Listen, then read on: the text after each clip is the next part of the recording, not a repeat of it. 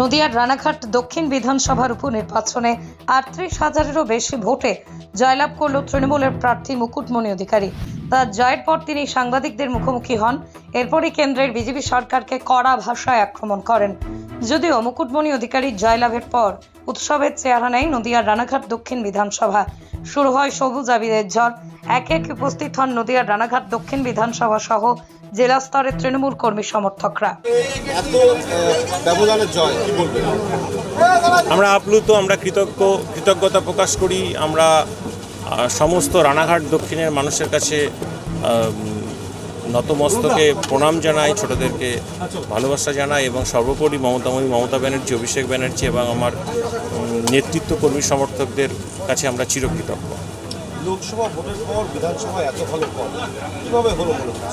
দেখুন, লোকসভা ভোটে একটা আঙ্গিকে মানুষ ভোট দিয়েছিলেন। মানুষের মনে হয়েছিল যে বিজেপি আসলে দেশে কোনো ক্রান্তি হবে, বড় পরিবর্তন হবে, মানুষের অ্যাকাউন্টে আবার 15 লাখের যে স্বপ্ন দেখানো হয়েছিল, 15 লাখ টাকা ঢুকবে, বছরে 2 কোটি করে চাকরি হবে, মতুয়া উদ্বাস্তু রাজবংশীরা নিঃশর্ত নাগরিকত্ব পাবে, মানুষের সার্বিক ডেভেলপমেন্ট হবে। কিন্তু সেই জায়গায় দাঁড়িয়ে কোনো কথা রাখেনি বিজেপি, কোনো কাজ করেনি।